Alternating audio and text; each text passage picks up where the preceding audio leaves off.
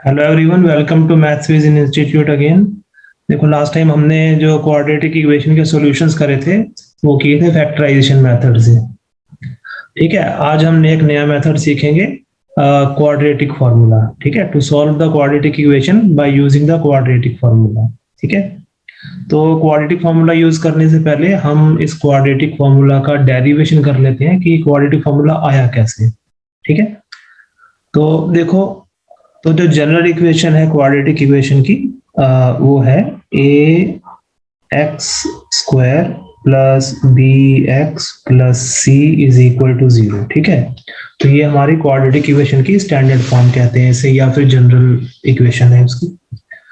तो देखो, इसमें हम डेरिवेशन करने के लिए देखो हम क्या करेंगे। इसमें सबसे पहले ये जो एक्स स्क्वायर है इसका कोफिशिएंट हम 1 बनाएंगे। ठीक है, और वो कैसे बनेगा, देखो, अगर हम लेफ्ट हैंड साइड पे जो एक्सप्रेशन है उसमें से ए कॉमन ले लेते हैं। अगर हम ए कॉमन लेंगे तो ब्रैकेट में आ जाएगा x square plus b upon a x plus c upon a is equal to 0। ठीक है, तो ये हमने a यहां से कॉमन लिया। तो ये हमने कॉमन इसलिए लिया क्योंकि एक्स स्क्वायर का कोफिशिएंट हमें 1 बनाना है यहाँ पर। ठीक है, अच्छा, अब ये जो a कॉमन है, इस a को हम राइट हैंड साइड ले जा सकते हैं। तो हमारे पास बनेगा x square plus b upon a x plus c upon a is equal to 0 upon a. इस a को हम 0 के यहाँ ले जाएंगे राइट हैंड साइड में, तो 0 अपॉन a बन जाएगा, और 0 अपॉन a का मतलब 0 ही होता है। ठीक है, अच्छा, अब देखो नेक्स्ट स्टेप हमें क्या करना है। नेक्स्ट स्टेप में हम ऐसा करेंगे, ये लिखा हमने x square plus b upon a x. ठीक है, अब देखो यहाँ जो x का जो कॉफिशिएंट है, x का कॉफिशिएंट क्या है यहाँ पर, b अपॉन ए। तो b अपॉन ए का हाफ कर दो। ठीक है, b अपॉन ए का हाफ करोगे तो वो आएगा b अपॉन 2a। ठीक है, b अपॉन 2a। फिर उसके बाद हम क्या करेंगे, ये जो b अपॉन 2a आया है इसका स्क्वायर, b अपॉन 2a का होल स्क्वायर हम इसमें ऐड भी करेंगे और सब्ट्रैक्ट भी कर देंगे। मतलब b upon 2a whole square plus c upon a which is equal to 0। तो हमने क्या किया इस स्टेप में, हमने x का जो कॉफिशिएंट है b अपॉन a, पहले उसका हाफ किया और उसके हाफ का स्क्वायर हमने इसमें ऐड भी किया और सब्ट्रैक्ट भी किया। ठीक है, so that the value of the expression does not change. ठीक है, तो देखो इस मेथड को हम कहते हैं कंप्लीशन ऑफ स्क्वायर मेथड, जो कि अर्लियर आपके सिलेबस में था। पोस्ट कोविड के बाद ये सिलेबस से हट गया था ये वाला मेथड। तो ये हम completion of square method use करके ये डेरिवेशन कर रहे हैं यहाँ पर। ठीक है, तो अब देखो ये जो हमारा ये वाला जो एक्सप्रेशन बनेगा यहां से लेके यहाँ तक, ये एक आइडेंटिटी की फॉर्म में आ जाएगा।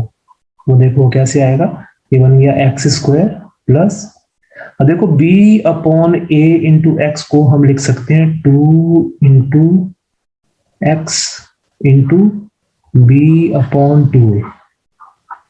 हमने क्या किया, ये b upon a into x, ये जो टर्म है इसको हमने इस फॉर्म में लिख दिया 2 into x into b upon 2a। क्योंकि देखो अब इसको सॉल्व करेंगे, अगर हम इसको सॉल्व करना चाहें तो 2 से 2 कैंसिल होके फिर ये b upon a into x के इक्वल ही आएगा। तो हमने इस टर्म को ऐसे लिख दिया। प्लस क्या है, प्लस है b upon 2a whole square. ठीक है, और यहां पर देखो हम इसको लिख सकते हैं c अपॉन a, इसको पहले लिख दिया, और ये है हमारा माइनस b अपॉन 2a। तो माइनस b अपॉन 2a का मतलब हो गया b square upon 4a square. ठीक है, तो b अपॉन 2a का square means b square upon 4a square is equal to 0। अब देखो ये जो ब्रैकेट हमने फॉर्म किया है बड़ा वाला, इसके अंदर एक आइडेंटिटी फॉर्म होगी। कौन सी आइडेंटिटी है, ये देखो x square plus 2 into x into b upon 2a plus b upon 2a whole square means this is the identity a square plus 2a into b plus b square, ठीक है, ये उस form में आ गया। तो इस केस में ए के प्लेस पर x है और b के प्लेस पर b अपॉन 2a आ गया यहाँ पर, ठीक है। तो इसको हम लिख सकते हैं x plus b upon 2a whole square, क्योंकि हमें मालूम है कि a square plus 2ab plus b square is equal to a plus b whole square होता है, ठीक है। तो नेक्स्ट क्या आ गया, प्लस, अब देखो यहाँ पर हम एलसीएम लेके इसे सॉल्व कर देंगे। देखो यहाँ पर इसमें है a और यहाँ पर है 4a स्क्वायर, तो 4a स्क्वायर और a का एलसीएम 4a स्क्वायर ही आएगा। तो हम क्या करेंगे, c के नीचे जो डिनोमिनेटर है a, इसको 4a स्क्वायर बना देंगे। और वो कैसे बनेगा, हम c और a इन दोनों में न्यूमिनेटर और डिनोमिनेटर दोनों को 4a से मल्टीप्लाई कर देंगे, तो बन जाएगा 4ac अपॉन 4a स्क्वायर, ठीक है। क्योंकि 4a इंटू a बनेगा 4a स्क्वायर और c के साथ 4 को मल्टीप्लाई किया 4ac आ गया, minus b square upon 4a square is equal to 0, ठीक है। तो अब देखो ये हमारा आ गया x plus b upon 2a whole square is equal to, अब ये जो दो टर्म्स आई हमारी, इन दोनों टर्म्स को हम राइट हैंड साइड ले जाते हैं, तो ये minus b square upon 4a square बन जाएगा B square upon 4a square, और ये बन जाएगा minus 4ac upon 4a square, ठीक है। तो ये दोनों टर्म्स को हम राइट हैंड साइड ले आए, तो देखो अब ये बन जाएगा x plus b upon 2a whole square is equal to, देखो यहाँ पे ये डिनोमिनेटर दोनों के सेम है, तो इसको हम लिख सकते हैं b square minus 4ac upon 4a square, ठीक है। तो ये एक्सप्रेशन आ गया x plus b upon 2a whole square is equal to b square minus 4ac upon 4a square. अच्छा, अब देखो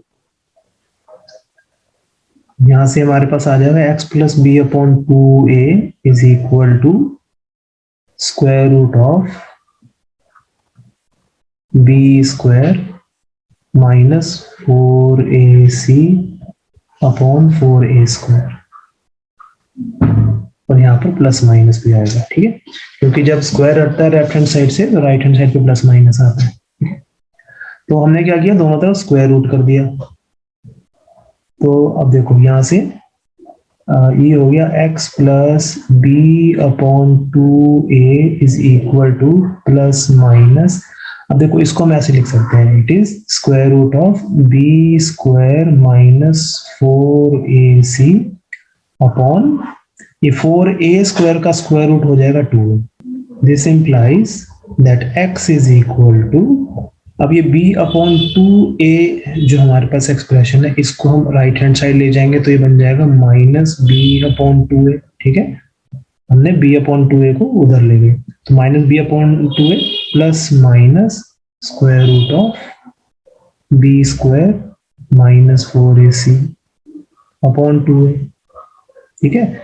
अब यहाँ भी देखो दोनों के जो डिनोमिनेटर्स हैं यहाँ पर राइट हैंड साइड में सेम है, तो हम इसको सिंपली ऐसे सॉल्व कर देंगे, minus b plus minus square root of b square minus 4ac upon 2a, ठीक है। ये जो हमारा आया है ये expression, this is called quadratic formula, इसको हम क्वाड्रेटिक फॉर्मूला बोलते हैं। तो ये क्वाड्रेटिक फॉर्मूला है। अच्छा, इसमें ये जो हमारा एक्सप्रेशन है, इसमें ये जो एक्सप्रेशन है स्क्वायर रूट के अंदर जो एक्सप्रेशन है बी स्क्वायर माइनस 4ac, ठीक है, b square minus 4ac, b square minus 4ac, it is called discriminant, इसको क्या बोलते हैं हम, discriminant, and it is denoted by D. तो डिस्क्रिमिनेंट को हम डी से डिनोट करते हैं, तो इसका मतलब यहाँ पर जो डी है वो किसके इक्वल हुआ, बी स्क्वायर माइनस 4ac के इक्वल, ये डिस्क्रिमिनेंट का फॉर्मूला हो गया, ठीक है। देखो इस फॉर्मूले में ये जो x की वैल्यूज है, x की वैल्यू कब एग्जिस्ट करेगी, x की रियल वैल्यूज कब एग्जिस्ट करेंगी, real roots of x exists if discriminant is either greater than और इक्वल टू 0, ठीक है। Means B square minus 4ac की वैल्यू या तो 0 से बड़ी हो या 0 के इक्वल हो, तो उस केस में हमारे x की रियल वैल्यूज, x के रियल रूट्स एग्जिस्ट करेंगे, ठीक है। And if d is less than 0, then if d is less than 0, then no real roots of x exist। उस केस में x की कोई भी रूट्स एग्जिस्ट नहीं करते। तो ये हमारा क्वाड्रेटिक फॉर्मूले के बारे में है। तो ये वाला फॉर्मूला जो है आपको अच्छी तरह याद होना चाहिए, क्वाड्रेटिक फॉर्मूला जो हमने भी डेरिवेशन किया, ठीक है। तो अब देखो, अब इसके कुछ एग्जांपल्स करते हैं हम। अब देखो, ये आपकी एनसीईआरटी बुक का एग्जांपल नंबर 11 है। Find two consecutive odd positive integers sum of whose squares is 290, ठीक है। तो ऐसे दो consecutive odd positive integers find out करने हैं जिनके स्क्वायर का सम 290 के इक्वल हो, ठीक है। तो इसका सॉल्यूशन करते हैं। Let two consecutive odd positive integers be x and x plus 2। क्योंकि देखो, किसी भी दो कंसेक्यूटिव ऑड पॉजिटिव इंटीजर्स के बीच का डिफरेंस होता है 2, ठीक है। अगर सपोज हम एक ऑड पॉजिटिव इंटीजर लेते हैं, सपोज 3, तो इससे नेक्स्ट जो ऑड पॉजिटिव इंटीजर होगा 5 होगा, ठीक है। तो अगर हम 3 को x लेंगे तो 5 जो है वो 3 plus 2 होता है, 3 plus 2, इसका मतलब ये x plus 2 के इक्वल होगा, ठीक है। तो two consecutive odd positive integers are always in the form of x and x plus 2, ठीक है। तो अब now according to the question, इनके स्क्वायर का सम, इन दोनों के स्क्वायर का सम 290 के इक्वल है। तो x square plus x plus 2 whole square is equal to 290, ठीक है। तो देखो, इसको सॉल्व करते हैं। ये बन जाएगा हमारा x square plus x plus 2 whole square, ये a plus b whole square का फॉर्मूला लगेगा इसमें, तो ये लगेगा, अब बन जाएगा x square plus 2 into 2 4x plus 4 is equal to 290। देखो, x square plus x square हो गया 2x स्क्वायर, तो it is 2x square plus 4x plus 4। 290 को लेफ्ट हैंड साइड ले आएंगे तो माइनस 290 बन गया, इज इक्वल टू 0, ठीक है। Now this is 2x square plus 4x plus 290 plus 4, ये बन जाएगा minus 286, minus 286 is equal to 0। अब देखो, इस पूरी क्वाड्रेटिक इक्वेशन में 2 कॉमन है, 2 कॉमन फैक्टर है, तो इसको 2 से डिवाइड कर दो पूरी इक्वेशन को, तो ये बन जाएगा x square plus 2x minus 143 is equal to 0। तो ये हमारा एक क्वाड्रेटिक इक्वेशन आ गई इसकी। अब देखो, अब इसको हम सॉल्व करेंगे क्वाड्रेटिक फॉर्मूला यूज करके, ठीक है। तो अब देखो, इसे अगर हम कंपेयर करते हैं, इस इक्वेशन को अगर हम a x square plus b x plus c is equal to 0, इस इक्वेशन को अगर हम इसकी जनरल फॉर्म से कंपेयर करते हैं, तो यहाँ पर a की वैल्यू कितनी है, a क्या होता है, एक्स स्क्वायर का कोएफिशिएंट। तो जो हमारी इक्वेशन आई है उसमें एक्स स्क्वायर का कोएफिशिएंट है 1, तो मतलब a की वैल्यू 1 है, ठीक है। और b है x का कोएफिशिएंट, x का कोएफिशिएंट 2 है, तो b यहाँ पर 2 हो गया, ठीक है। और c होती है कांस्टेंट टर्म, और यहाँ पे कांस्टेंट टर्म हमारी आई है माइनस 143, तो c की वैल्यू माइनस 143 आ गई, ठीक है। अच्छा, देखो, क्वाड्रेटिक फॉर्मूला अप्लाई करने से पहले हमेशा हम पहले डिस्क्रिमिनेंट की वैल्यू चेक करेंगे। डिस्क्रिमिनेंट मतलब बी स्क्वायर माइनस 4ac की वैल्यू, ठीक है। अगर उसकी वैल्यू ग्रेटर देन 0 आती है या इक्वल टू 0 आती है, तो x की वैल्यूज निकल सकती हैं, तो x के रूट्स निकल सकते हैं। अगर वो लेस देन 0 आ गई तो x के रूट्स नहीं निकल सकते, ठीक है। तो उस केस में आगे सॉल्व नहीं हो सकती when d is less than 0। तो अब देखो, यहाँ पहले हम d निकालते हैं, डिस्क्रिमिनेंट वो होता है b square minus 4ac। Now b square means 2 square minus 4 into a is 1 into c is minus 143, ठीक है। तो देखो d की वैल्यू क्या आ जाएगी यहाँ पर, ये 2 स्क्वायर इज 4, और ये माइनस 4 इंटू माइनस 143, तो माइनस इंटू माइनस तो प्लस होता है, और प्लस 4 इंटू 143 करो, कितना आएगा देखो, ये आ जाएगा, ये आ गया 572। ठीक है, 4 इंटू 143 मीन्स 572, तो 4 प्लस 572 इज 576। तो डी की वैल्यू आ गई विच इज ग्रेटर देन 0, तो देयरफॉर एक्स की वैल्यू एग्जिस्ट करेगी यहाँ पर। ठीक है, so now applying the quadratic formula, this implies that x is equal to minus b plus minus square root of d। ठीक है, ये जो स्क्वायर रूट d होता है यहाँ पे अपॉन 2। ठीक है, तो अब इसमें वैल्यू सब्स्टिट्यूट कर दो।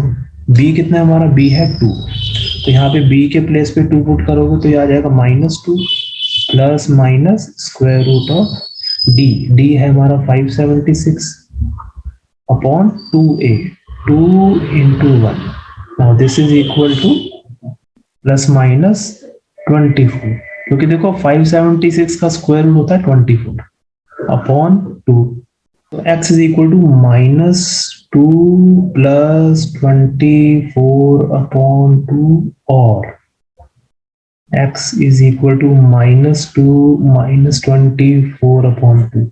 ठीक है, क्योंकि यहाँ पर देखो प्लस माइनस है, एक बार हम प्लस वाला केस लेंगे, दूसरी बार माइनस वाला, तो 2 नंबर्स पॉसिबल है यहाँ पर। ठीक है, तो देखो यहाँ पर, तो x की वैल्यू आ गई हमारी, देखो -2 प्लस 24 अपॉन 2, अब ये -2 प्लस 24 होता है 22 अपॉन 2 हो गया 11। ठीक है, तो x की वैल्यू 22 अपॉन 2 और x is equal to -26 upon 2। ठीक है, तो यहाँ से x इज इक्वल टू 11 और x इज इक्वल टू, और 26 अपॉन 2 होगा 13, तो ये -13 आ गया।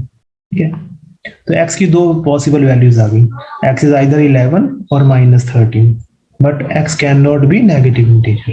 तो इसका मतलब ये हो गया कि x को हम -13 के इक्वल नहीं ले सकते, x can not be not equal to -13, तो therefore x is equal to 11। ठीक है, अच्छा, अब हमारे पास जो दो कंसेक्यूटिव ऑड पॉजिटिव इंटीजर थे वो थे x and x plus 2, therefore 2 consecutive odd positive integers are 11 and 11 plus 3, that is 11 and 13। ठीक है, तो ये हमारे दो कंसेक्यूटिव ऑड पॉजिटिव इंटीजर्स आ गए। ठीक है, तो ये आंसर आ गया। तो चलो अब एग्जांपल नंबर 12 देखते हैं। देखो एग्जांपल नंबर 12 है, a rectangular park is to be designed whose breadth is 3 meter less than its length। ठीक है, तो एक रेक्टेंगुलर पार्क है जिसकी ब्रेड्थ 3 मीटर कम है उसकी लेंथ से। ठीक है, breadth 3 metre less than its length.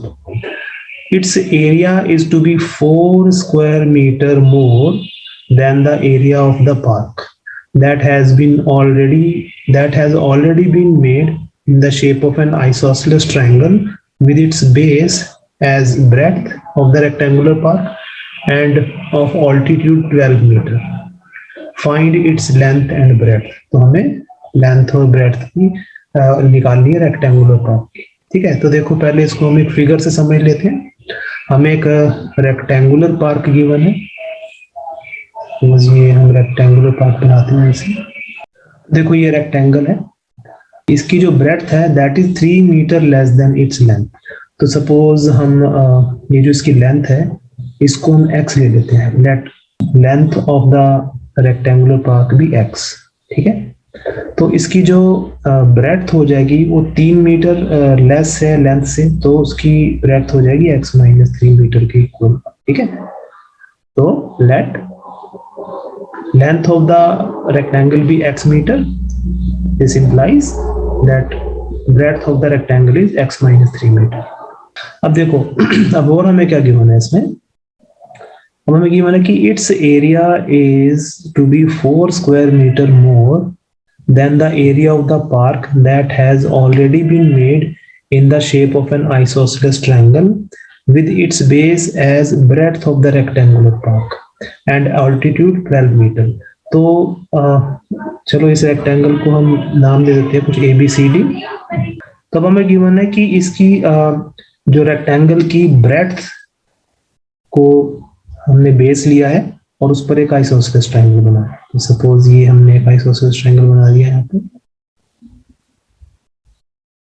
ठीक है, और इसको हम ई ले लेते हैं। Let A B E be the isosceles triangle whose base is A B, ठीक है। अच्छा, अब आइसोसेलेस ट्रायंगल का बेस हम किस साइड को बोलते हैं?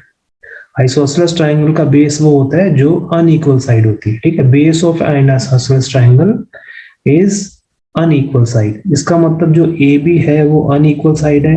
दैट मीन्स इस आइसोसेलेस ट्रायंगल में ए ई एंड बी ई ये दो इक्वल साइड है, ठीक है। और हमें क्या गिवन है कि इस आइसोसेलेस ट्रायंगल का जो ऑल्टीट्यूड है, ऑल्टीट्यूड मीन्स इसके जो वर्टेक्स से परपेंडिकुलर ड्रॉ किया ए बी तक, वो 12 मीटर के इक्वल है, ठीक है। तो हमें गिवन है कि इस रेक्टेंगल का जो एरिया है that is 4 square metre more than the area of this triangle. Triangle A B E के एरिया से 4 मीटर स्क्वायर ज्यादा है रेक्टेंगल का एरिया, ठीक है। So, according to the question, area of rectangle ABCD is equal to 4 plus area of triangle AEB. This implies that, अब देखो area of rectangle होता है length into breadth, तो length है x और ब्रेड्थ उसकी x माइनस 3, तो x into x minus 3 is equal to 4 plus area of triangle A E B. अब ट्रायंगल का एरिया होता है half into base into height, तो बनेगा हाफ इंटू बेस, बेस है इसका ए बी और ए बी है x माइनस 3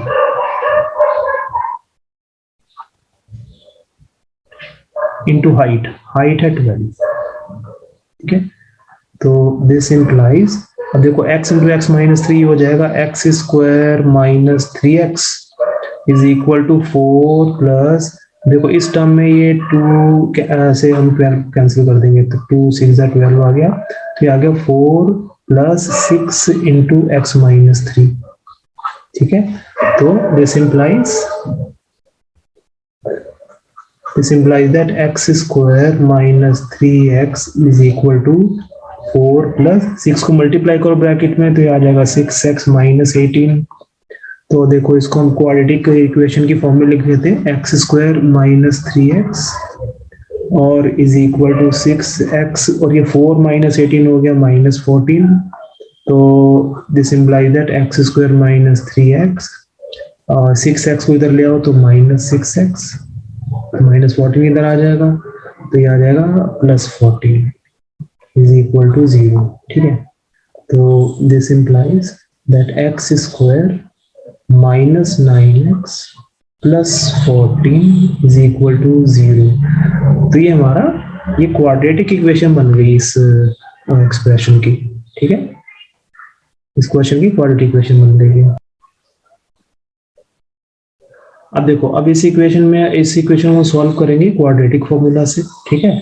देखो अगर हम इसकी जनरल फॉर्म जो है क्वाड्रेटिक इक्वेशन की उससे कंपेयर करते हैं, जनरल फॉर्म क्या होती है, a x square plus b x plus c is equal to 0, ठीक है। तो हमारी जनरल फॉर्म है क्वाड्रेटिक इक्वेशन की। इससे कंपेयर करेंगे तो यहाँ ए की वैल्यू, यहाँ पर ए की वैल्यू है 1 क्योंकि एक्स स्क्वायर का कोएफिशिएंट 1 है, और बी की वैल्यू आ गई हमारी -9 और सी है हमारा 14 के इक्वल, ठीक है। तो सबसे पहले हम डी निकालेंगे, डिस्क्रिमिनेंट। डिस्क्रिमिनेंट होता है b square minus 4ac। In this case it is equal to -9 square minus 4 into A is 1 into C it is 14। तो डी की वैल्यू आ गई 81, क्योंकि -9 का स्क्वायर 81, -4 इंटू 14 हो जाएगा -56 विच इज इक्वल टू 25। तो d इज इक्वल 25 आएगा विच इज ग्रेटर देन 0। तो इसका मतलब x की वैल्यूज हमारी इसमें निकलेंगी फिर, ठीक। तो नाउ अब क्वाड्रेटिक फॉर्मूला अप्लाई कर दो। Now we have x is equal to -b plus minus square root of b upon 2a, ये हमारा क्वाड्रेटिक फॉर्मूला होता है, ठीक है। तो यहाँ से x is equal to -b और b है हमारा -9 के इक्वल, तो minus of -9 plus minus square root of 25, d 25 आया था upon 2 into 1. Now this is equal to 9 because minus into -9 is plus 9, तो 9 प्लस माइनस 5 आ जाएगा, रूट 25 5 होता है, अपॉन 2 into 1 is 2. ठीक है, तो इसका मतलब x की हमारी दो वैल्यूज आएंगी यहाँ पर, एक तो आएगी 9 प्लस 5 अपॉन 2 और x is equal to 9 minus 5 upon 2. ठीक है, तो this implies that x is equal to 14/2 और x is equal to 4/2. तो x की वैल्यू आ गई 7 और x की वैल्यू 2 आ गई. ठीक है, तो ये हमारे x की दो वैल्यूज आ गई, मतलब ये दो वैल्यूज लेंथ की आ गई. इसकी रेक्टेंगल की लेंथ जो है या तो 7 मीटर होगी या 2 मीटर होगी. अब देखते हैं हम इसमें कौन सा केस पॉसिबल होगा. If x is equal to 7, तो उस केस में जो ब्रेड्थ है, ब्रेड्थ हमारी है x माइनस 3 के इक्वल, जो कि बनेगी 7 minus 3 which is equal to 4. ठीक है, तो इस केस में x लेंथ है 7 मीटर और ब्रेड्थ है 4 मीटर, विच इज पॉसिबल. अब दूसरा केस लेते हैं. If x is equal to 2, तो उस केस में जो ब्रेड्थ है वो 2 माइनस 3 बनेगी, बिकॉज ब्रेड्थ x माइनस 3 के इक्वल है. तो इस केस में 2 माइनस 3 बना, which is equal to -1, which is not possible, which is not, because breadth can not be negative. ठीक है, as breadth can not be negative, therefore x जो है वो 2 के इक्वल नहीं हो सकता. तो इसका मतलब ये हो गया, दिस इंप्लाइज जो फर्स्ट केस है वो होगा इसमें, मतलब x 7 है और ब्रेड्थ 4 होगा, तो therefore length is equal to 7 metre and breadth is equal to 4 metre. I hope आपको अच्छी तरह समझ में आया होगा ये मेथड, क्वाड्रेटिक फॉर्मूला का जो मेथड है. ठीक है, तो देखो आज हम इतना ही करेंगे, बाकी जो है इसका चैप्टर को हम नेक्स्ट वीडियो से कंटिन्यू करेंगे. ठीक है, उसमें और क्वाड्रेटिक फॉर्मूला अप्लाई करके कुछ क्वेश्चंस और सॉल्व करेंगे. ठीक है, तो till the next video, bye everyone and take care and thank you so much for watching.